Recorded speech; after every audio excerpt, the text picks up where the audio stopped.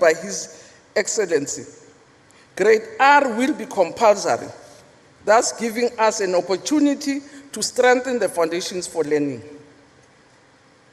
Back to the exams.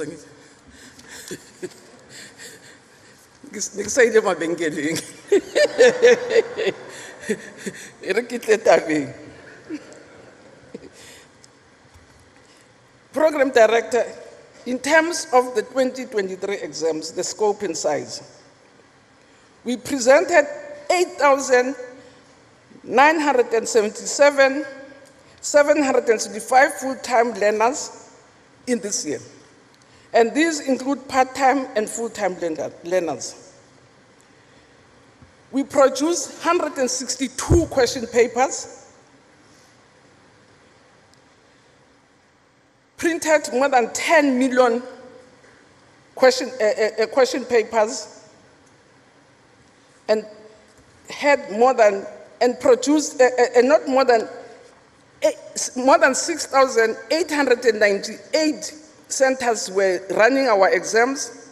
We had more than 72,000 examiners with 52 markers, 72,000 invigilators with 52,000 markers. Some of the features of the 2023 exams include a high degree of stability in the system. There was much improved data collection, data analysis, and data feedback processes within the DBE, between us and our provinces.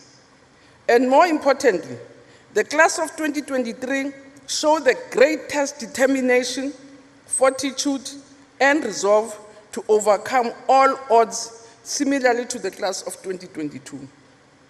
And I think committees can confirm this. Weekends, Saturdays, evenings, will find learners in uniforms either going to study or doing extra classes. And for that, we're really grateful.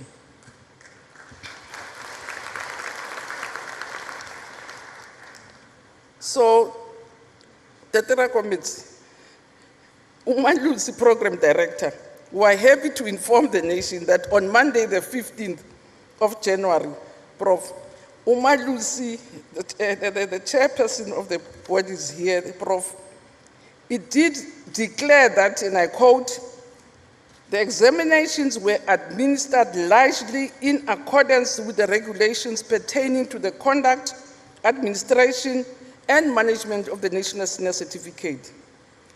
The irregularities identified during the writing and marking of the examinations were not systemic and therefore did not compromise the overall credibility and integrity of the November 2023 NEC exams. So the Executive Committee of Council therefore has approved that I release these results today. So they say I can release them. And it is gratifying this year also to show the quality. That this year, Umalusi approved 74% raw marks. When you say raw marks of the, that we presented to them. They adjusted upwards 9.1, and you could have done better, Prof, because they adjusted down 16.7% of our marks. But in respect to identify irregularities which have been raised by Umalusi, the DBE is required to block the results of all candidates implicated in irregularities, including the candidates who are implicated in the alleged act of dishonesty, pending the outcomes of the DBE investigation and verification by Umalusi. And we will address Umalusi's directives for compliance and submit to Umalusi our improvement plan before the set date of the 15th of March this year. But we also appreciate the commendation from Umalusi in the manner which the DBE conducted a successful examination on such a large scale. This class indeed was unique in many respects. It's a cohort. It's our 10th cohort for CAPS. The age profile, as I said, it's a very good age profile, that 88.2% of these learners were between 16 and 20. We also had part-time learners, again, between 16 and 20%, they were at 47.8%. And this is a very important indicator because it gives us indications in terms of progression rates, repetition rates, and it is important for learners to start and complete on time because it is a very important indicator for us in terms of efficiency. But I think more important, which was also a major concern for us as the department, these are real COVID babies. They were at the real storm of COVID. They are the group that we brought latest when we were phasing back attendance. We got them to do sometimes double sessions, but also to rotate. I remember meeting a 9-year-old when I asked him, why are you in school? He says, hi, Mama, I shift namhlanje.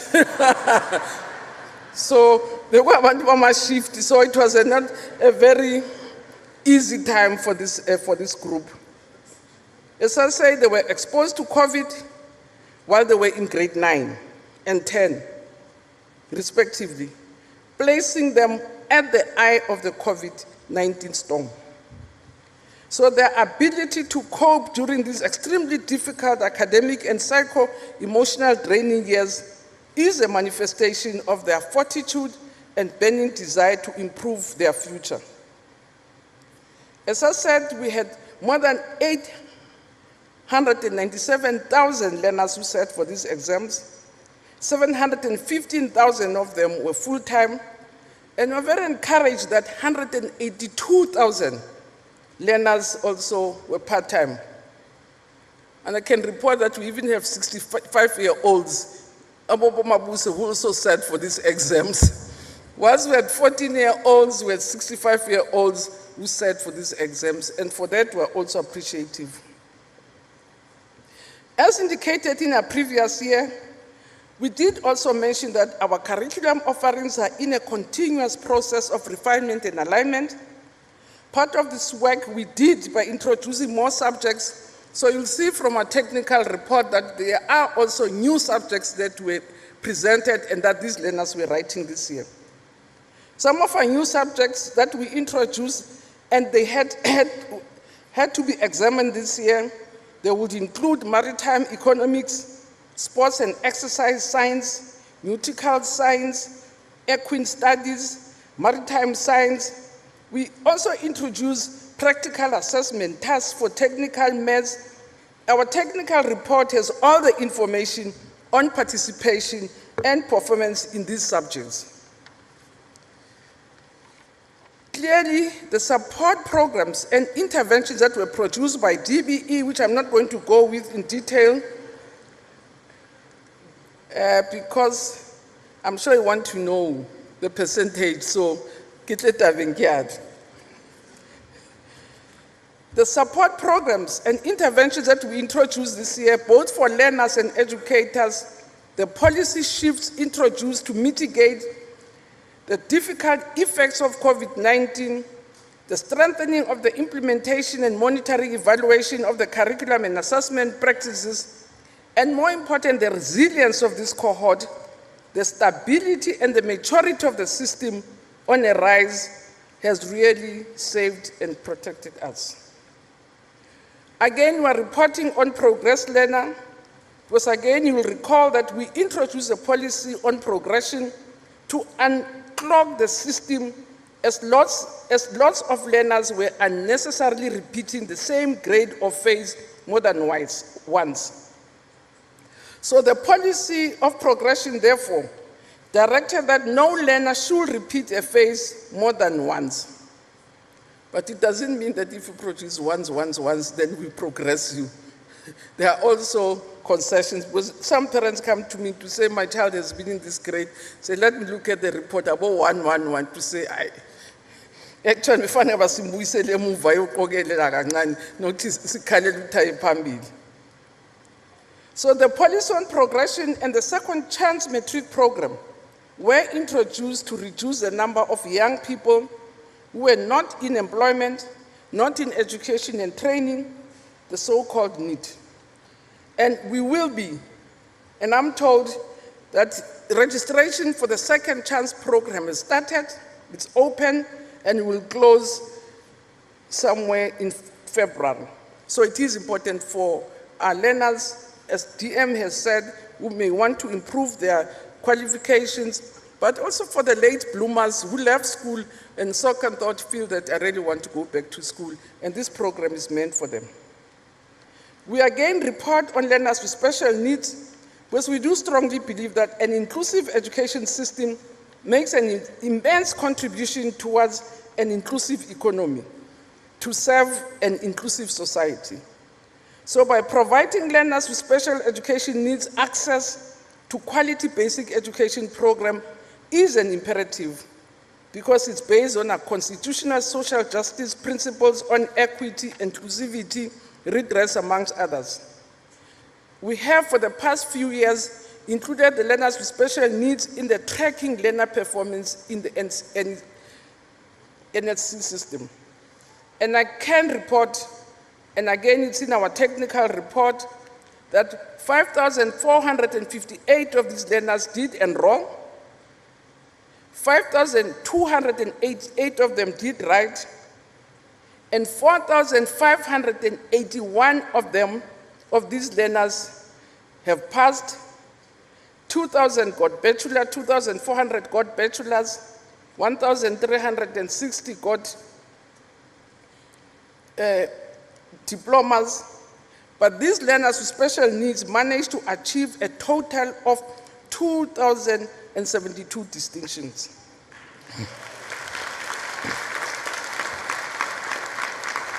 We also report on benefits of the pro-poor policy in the country, and we can say in 2005, schools in quintile 1 and 3 accounted for 20% of bachelors. Now, this percentage has increased to 65% contribution of your quintile 1 to 7 schools. And again, we're giving lots of details around it. We've also looked at different ways of increasing efficiency, because South Africans are understandably concerned about the efficiency of the system. Your repetition rates, your dropout rates, and keeping learners more in the system. We have put in place policies and programs to reduce excessive grade repetition, because it's also grade repetition which discourages children from staying longer and they feel embarrassed and leave school. But we've also put in place mechanisms to assist learners who are struggling to make sure that indeed they are not encouraged from staying.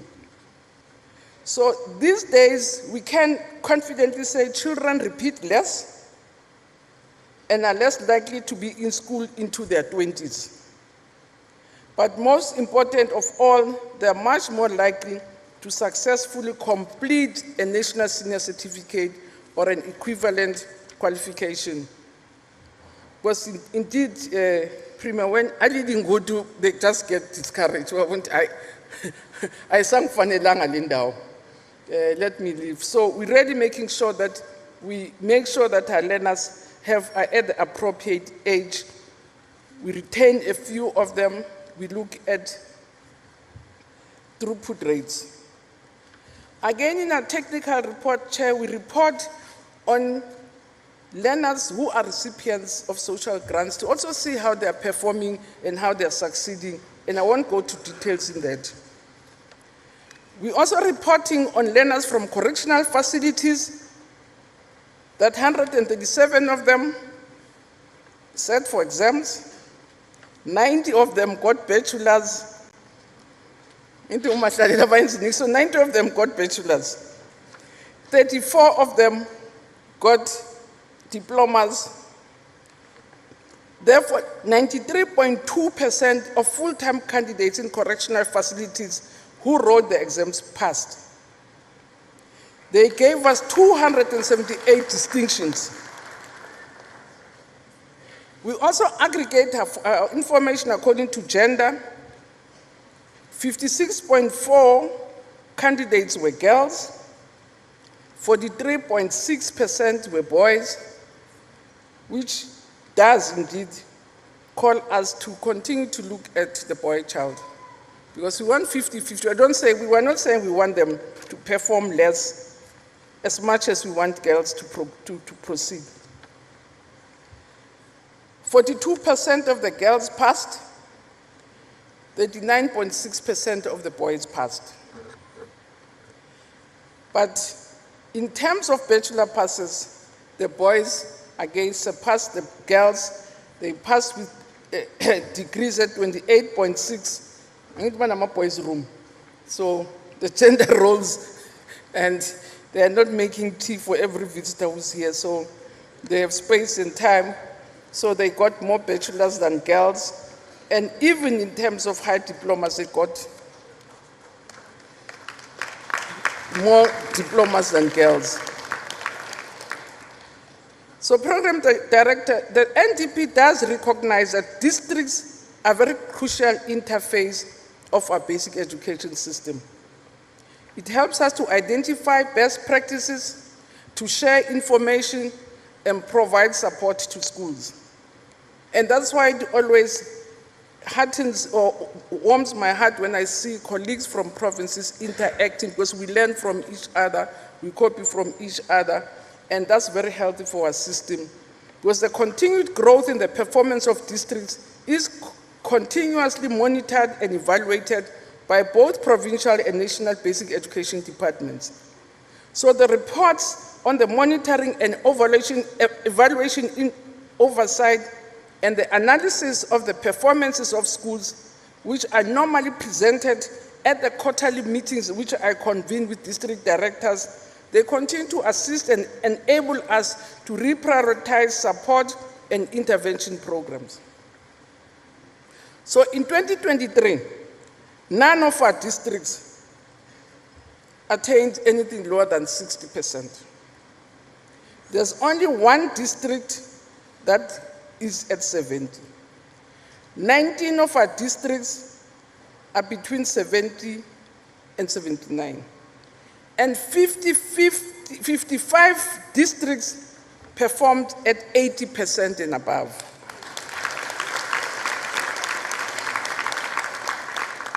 And in terms of the top districts, the first one, premier, is Johannesburg West in Gauteng.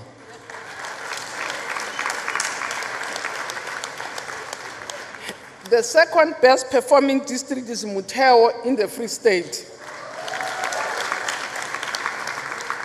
And the third district is Tshwane again in Gauteng. The fourth district is Mkhanyakude in KwaZulu-Natal. The fifth is First Dabi in the Free State at 89.6. And the sixth emission was Kulanga Bingelanga, district Kamalung. Usbiya, Umuhle. Ugu in KwaZulu-Natal. And the seventh is Thabo Mafutsanyani in the Free State. The eighth MEC is Ilembe, KwaZulu-Natal. The ninth is Gauteng North in Gauteng. And the 10th is KwaZulu-Natal, Zululand, at 87.2. And as you can see, 3 top districts came from Gauteng, 3 from the Free State, and 4 from KwaZulu-Natal. It's already giving a tip.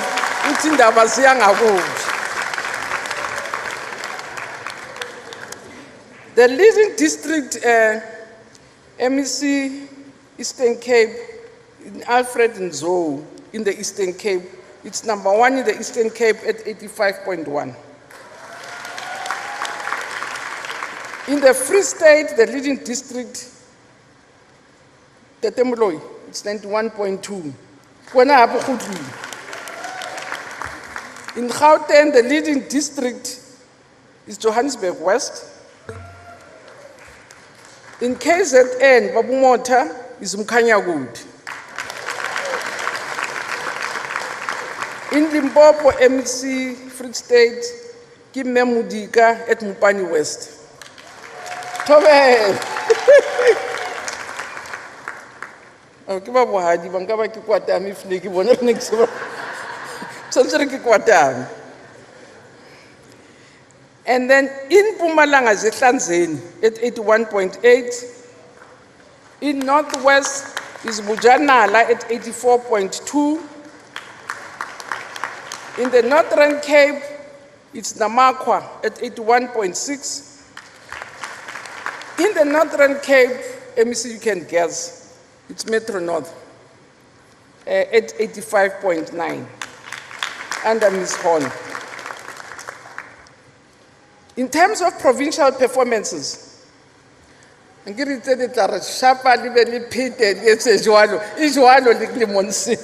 just like that. The Free State is leading again at 89.0.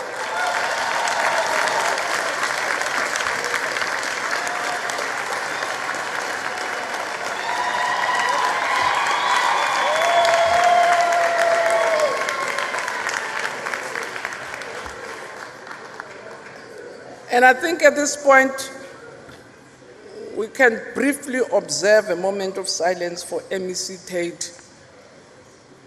May his soul rest in peace. In the second province, I thought, for me it was a surprise. I see surprise have been coming. The second province, KwaZulu-Natal.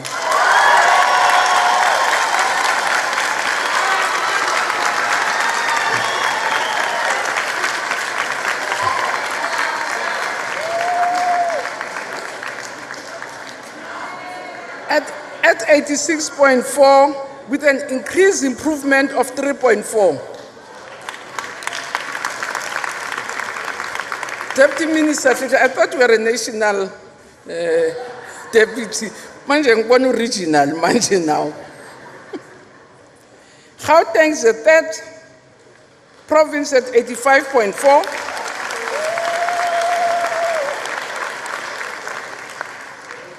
Northwest is the fourth at 81.6.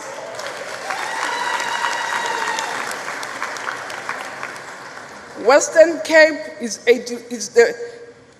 it follows at 81.5. Followed by Eastern Cape at 81.4.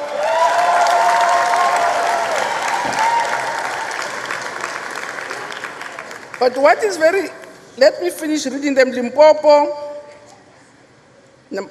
at number 7 at 79.5,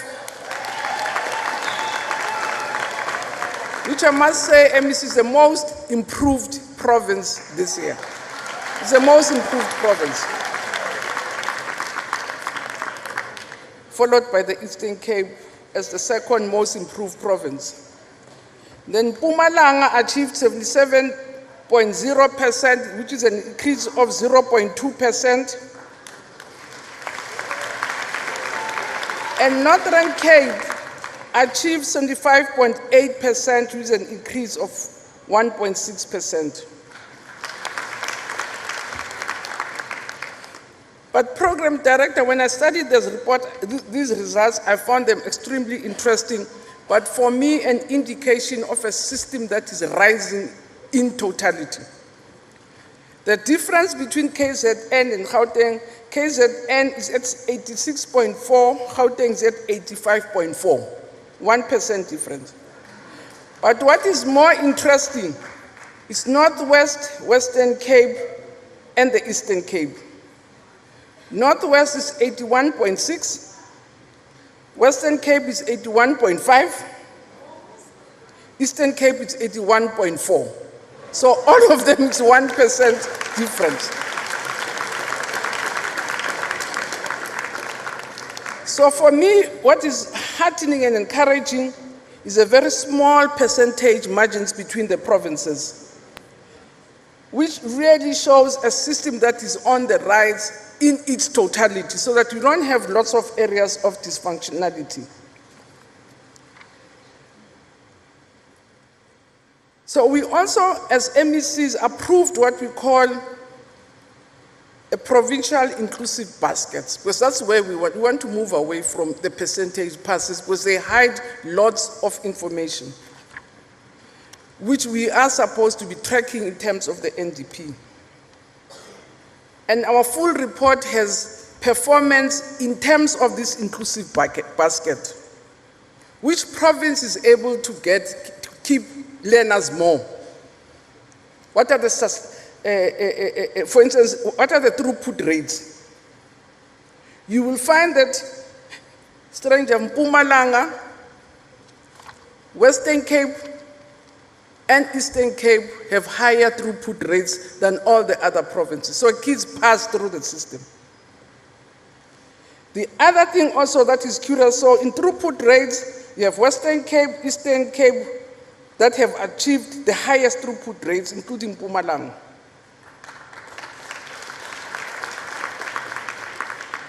In terms of performance in maths, and provinces which have more learners taking maths, you have KZN leading, because they already started at 47.5, 5% less to get to the 50% threshold. But in terms of achievements in your maths passes, you have the Free State, KZN, and Gauteng achieved higher percentage in terms of pass rates in maths and technical subjects. And you also have more bachelors coming from Gauteng, KZN, and the Western Cape.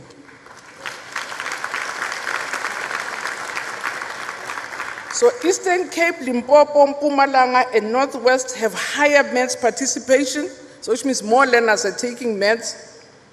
Limpopo and the Free State have higher achievements in terms of accounting. Western Cape, Free State, Gauteng, and Northwest have higher performance in maths and physical science. KZN and the Western Cape have the higher passes within distinctions. And that's the basket that we are really looking at to make sure that we don't only report on percentages as we move forward, and we are finalizing that system. Program Director, this brings us to the overall results of the 2023 NEC exams. It is important to remind the nation that for the past 10 years, the NSC pass rates have consistently been going up from 60% in 2009 to above 80% consistently in the recent years. And we want to commend the class of 2023 for maintaining this trend, despite big challenges and major challenges that they faced. So the 2023 NEC overall pass rate has reached 82.9% compared to 80.1% in 2022, which is an improvement of 2.8% when compared to last year. And Program Director, this represents the highest passes since percentage passes in terms since the dawn of democracy. We have more bachelor passes from this group and more distinctions coming from these cohorts.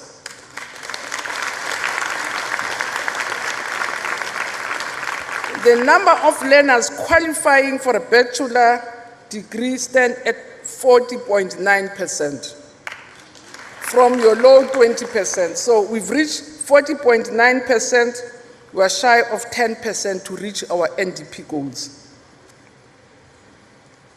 In terms of diplomas, 27.2%, so which means there are more bachelors than diplomas. Bachelors are at 40.9, diplomas 27.2%, higher certificates 14.8%. And those who pass with the national certificate are at 0.0%. So Genesis ningibuza ngabo nasi by 0.0%, but when aske rabuang ka ntwe siyo. Ke a tshepa di tlo mpotsa ke bua le lona. But it is important to note that a total of 447,000 Deputy Minister Higher Education are passing in diplomas and bachelors. So I hope you are ready for them. More than 253,807 have distinctions. And again, what is heartening is to see how rural province and schools in rural areas have performed. And again, you'll get that from our technical report. So, I almost said comrade. Program director. Program director. Ina go di khobalo mo sa ke re tsomo. Robatlana di bo le masoja a tsubeng a tletseng na. So that's why le military. So program director, ladies and gentlemen, in conclusion, there's no doubt that the basic education system has begun to reach the desired stability, and I think that's what is very important for us, which is very healthy for a large and important system as ours. The unquestionable resilience our school committee has shown against such a devastating pandemic and other challenges such as sporadic violence, delivery protests, floods in some provinces, violence, and the general moral decadence amongst our learners, such as alcohol and substance abuse, cannot go unnoticed and not mentioned. Clearly, the system cannot survive without the direct involvement of all communities of trust, not only those who are part of the sector, but everyone. As I say, I see lots of partners who've really carried us throughout our journey. The class of 2023 has clearly demonstrated that with all requisite support and intervention programs that most of our partners are providing us, we can make it as a country. We just need to prioritize our interventions on teaching and learning, support the intervention programs, and implement them across the system. So we wish to recognize the confidence our communities have in our public education system.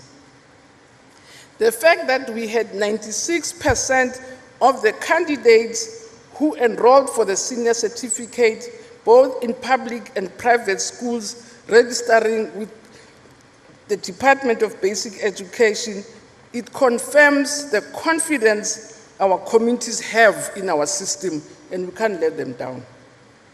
So we cannot let our communities down. We must repay their confidence with good teaching and learning outcomes.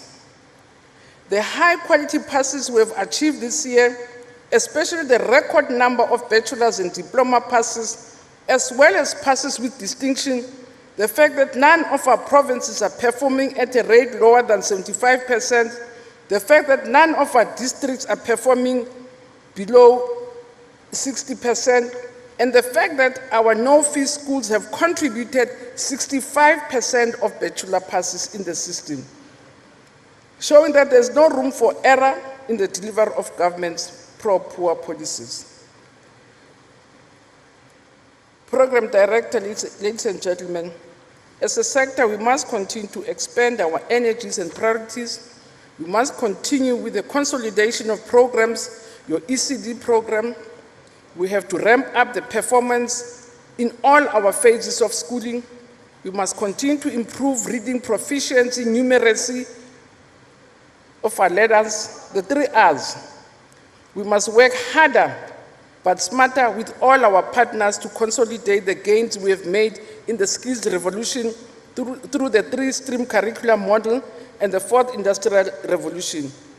Amongst others, we must continue to strengthen the assessment regime in all our phases of the system, and we must continue to work hard with our partners to maintain and sustain the labor peace we have really enjoyed for the past years.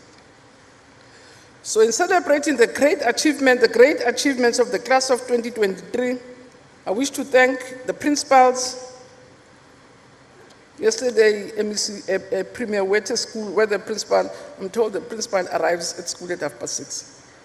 Daddy. We really have to thank our principals. We have to thank our teachers on whose shoulders the system really rests. Our support staff and parents for the work they continue to do. Because schools are at the cold face of basic education delivery. And we have to ensure that programs such as school safety, as well as care and support for teaching and learning, are prominent in what we do in our schools. And we must agree that whatever we do at the school level is what matters most. The future of our learners and the prosperity of our nation are in our hands, and we want to applaud you for the great work you continue to do on a daily basis. I want to thank the President, the Cabinet, the Portfolio Committee for the support they continue to give us. But more important for me is to thank my colleagues from provinces. They really carry the system entirely. I was an MEC, I know in provinces, they run. Not that we don't run, but I know in provinces we run. I want to thank my colleague, Dr. Mhaule, thank DG and all the heads of department from provinces. But also most important, as I said, I want to thank our partners, our strategic partners, because they really have carried us to where we are. Our teacher union, school governing body, associations, the disability sector also, which has been keeping us on our toes, our business partners who work directly with us, or also work with us through the NCT led by Dr. Sizwe Nxasana, and who's its chairperson, the statutory bodies, Umalusi and SAYS, want to thank you, the LRC, the researchers also who provide us with information, whose work we cannot do without. And I want to also thank our sister departments for also working very well with us. We want to really wish to thank our sponsors, and as I said, Mureki, I have to single out Mureki, MTN, and thank you very much for hosting us and supporting us, but also all our partners who work with us. And I want to thank our partners from the private sector who continue to support us in the sector and events.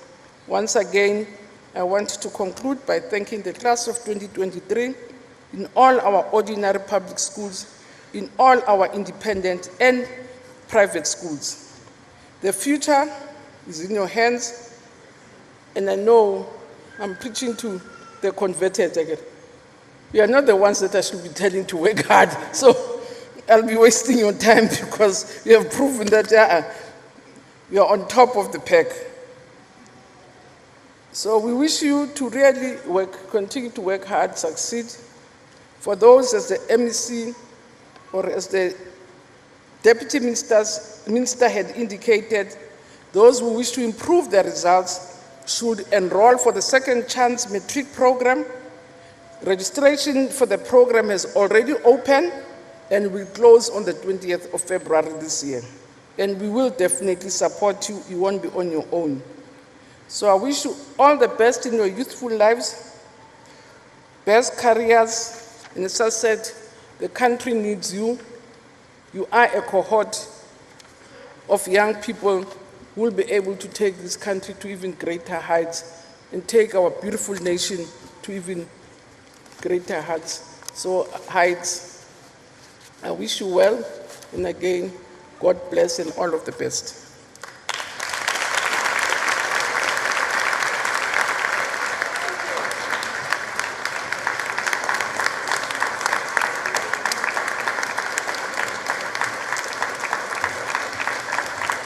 Thank you very much, Minister and Deputy Minister.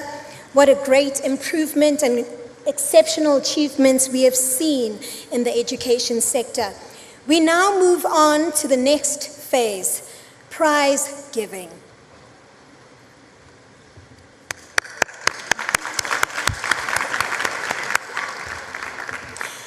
For the 2023 top candidates, in the first quintile, we have Mpumalanga,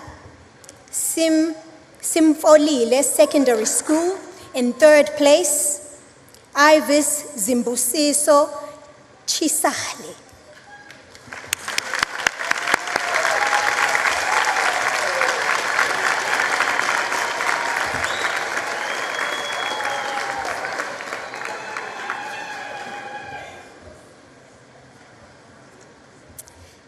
And in second place, we have KZN, Tula Bakayise Secondary School, Nomfundo Neliswa Mthembu.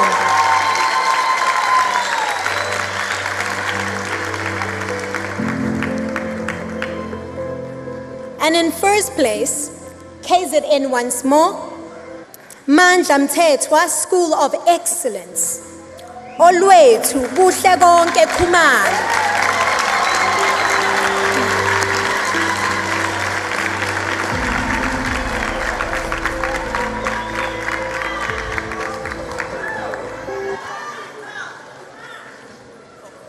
Another round of applause.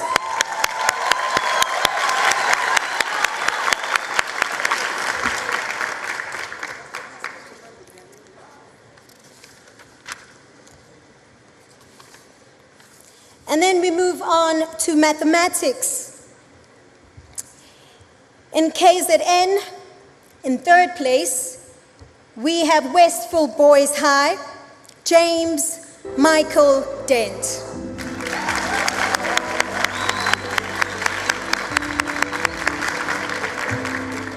In second place, from Gauteng Province, we have Hoërskool Osmoed, John Hoodley.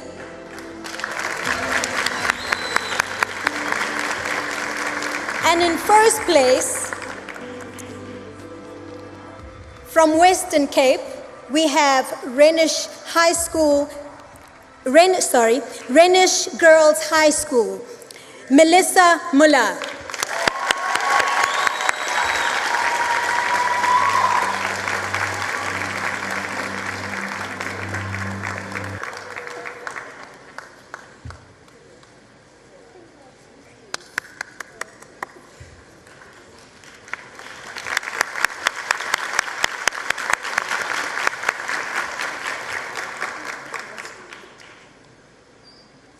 And on to the second category. In third place, from Limpopo Province, Serita Rita Secondary, we have We have Jonas Hakishi Moshabi, my apologies.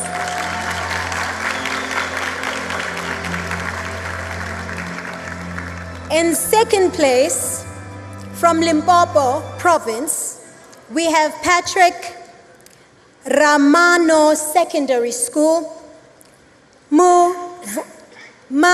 Mavungu Remonia Bedzi.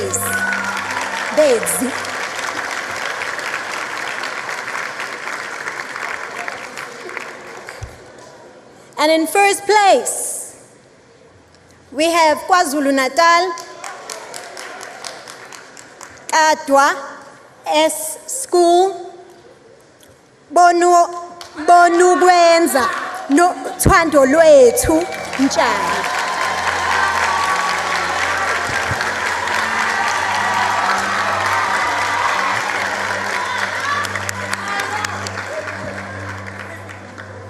A round of applause for KwaZulu Natal.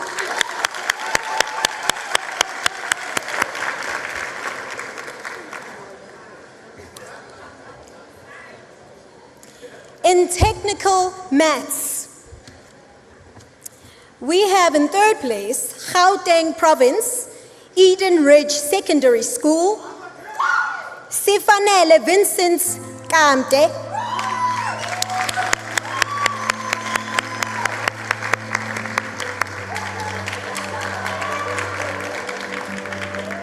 and in second place, from Mpumalanga, we have Didi Mabuza Comprehensive School. Siyabonga Vuma.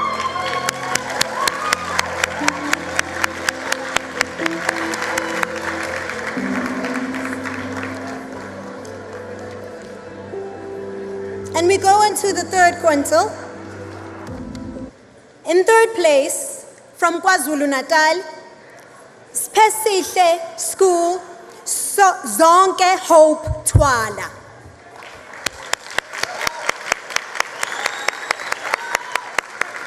And in second place, from the Free State, Selele Kela Secondary School. Selele Kela, did I pronounce that correctly? Selele Kela. Selele Kela. Sizofunda phela. Kamohelo kahleho newo mosiki.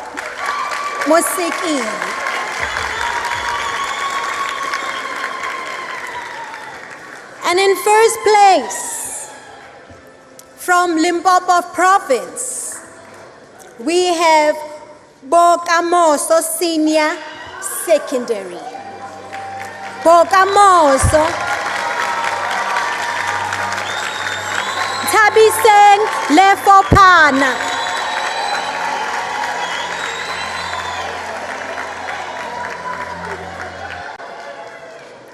Round of applause for Tabiseng.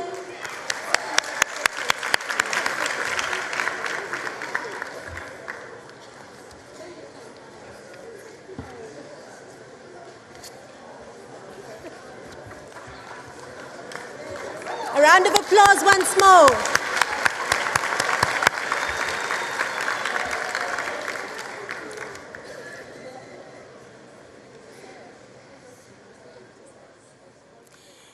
And in physical science, in third place, we have KZN, Sidelile High School, Uphile Shangi.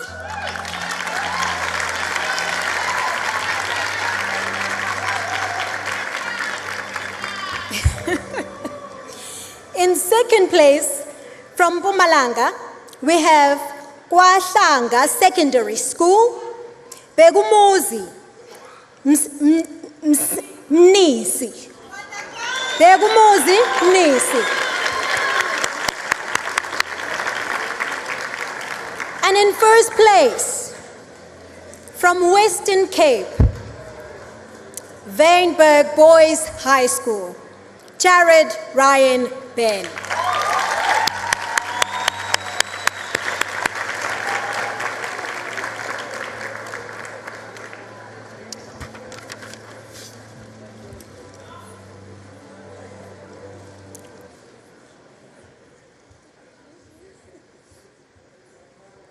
And on to the fourth category. In third place, KZN, Kombindlela High. Zipho zenkosi, sibonga konke, Mtambo.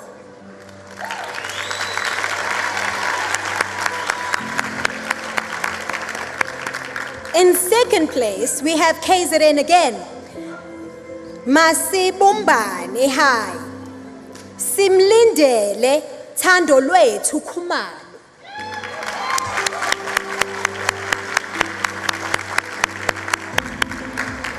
And in first place, we have KwaZulu-Natal once again.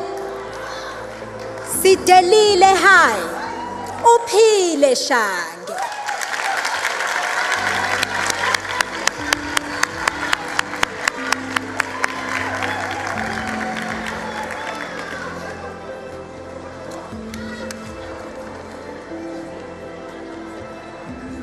Another round of applause for KwaZulu-Natal.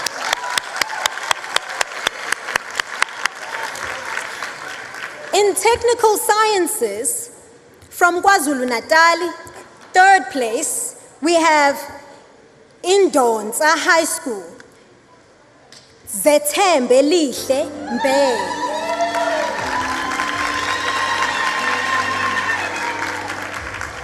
In second place, from Gauteng Province, Madiba Secondary School, we have Takasile Ayabonga Zungu.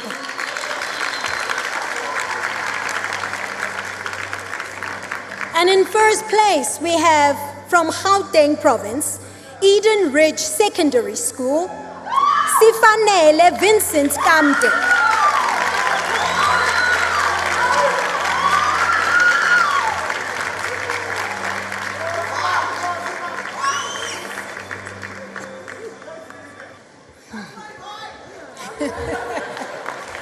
Sukuma kiteza mama. Sukuma kiteza mama.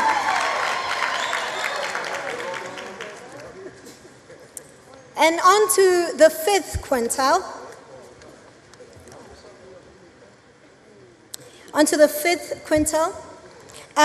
KZN Westville Boys High would be third place, and that is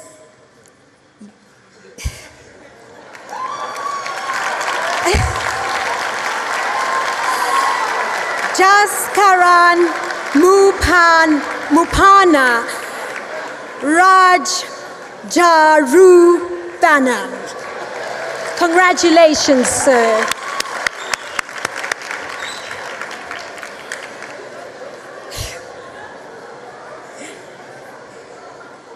And in second place from Western Cape rather, Vinberg Boys High School, Jared Ryan Ben.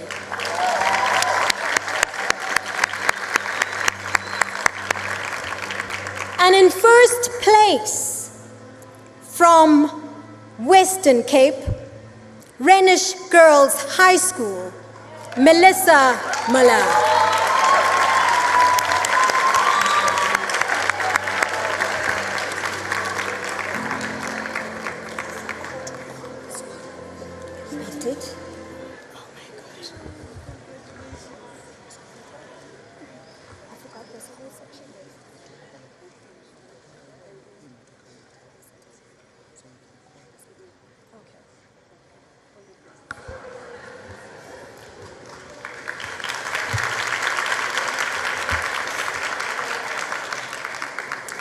Forgive me, I believe I must have forgotten to mention one learner who came first from Mpumalanga in technical mathematics. I got too excited. From Didi Mabuza Comprehensive School, Innocent Menzi Bimbeli. Congratulations.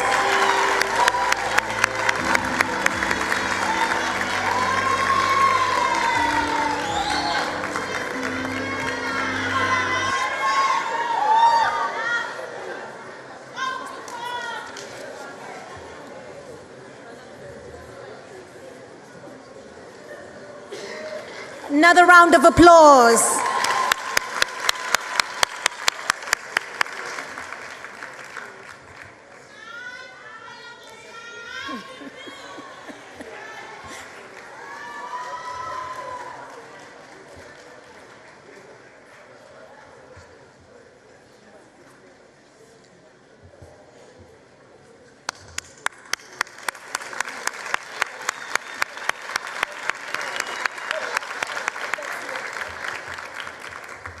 And on to the South African Sign Language category. In third place, KwaZulu-Natal, Kwathintwa School for the Deaf, Asanda Mkhulu.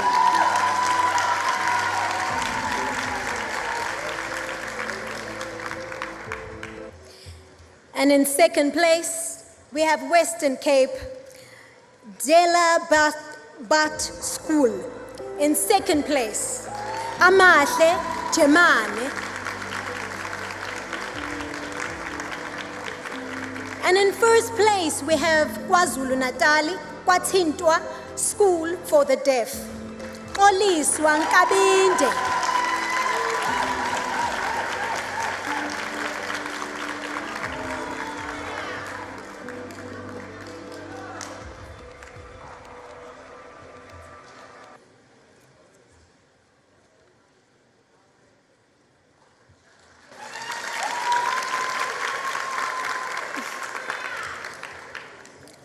on to the special needs education.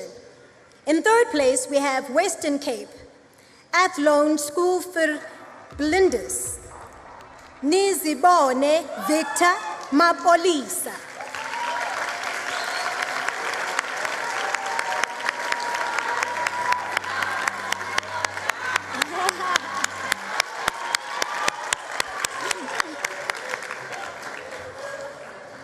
And in second place, we have Limpopo Province, Setotolwane Secondary, Karabo Prince Motika.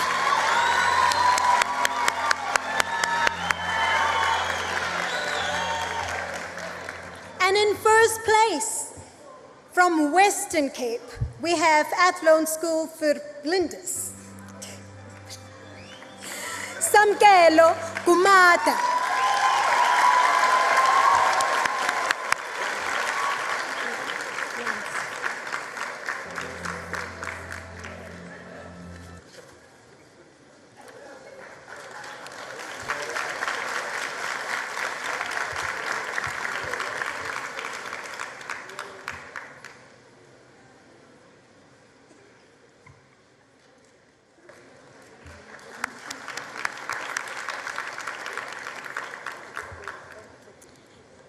Last but not least, we have the final category, the 2023 NSC National Top Learners. These are the top learners from public schools and independent schools.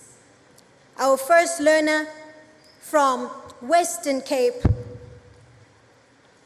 Melissa Muller. Congratulations, she is the top learner in public schools. And on to the independent schools. The top learner in this category from Western Cape is Ethan Mayes. Unfortunately, Ethan Mayes is not with us tonight. However, we will congratulate them.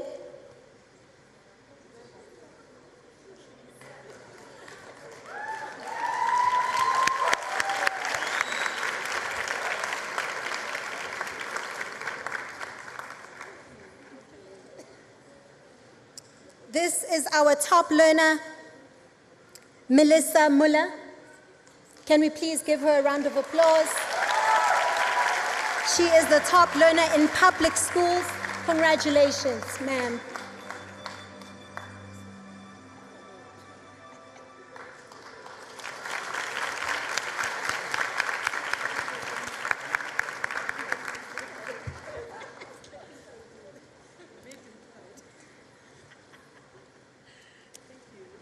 Thank you very much, ladies and gentlemen.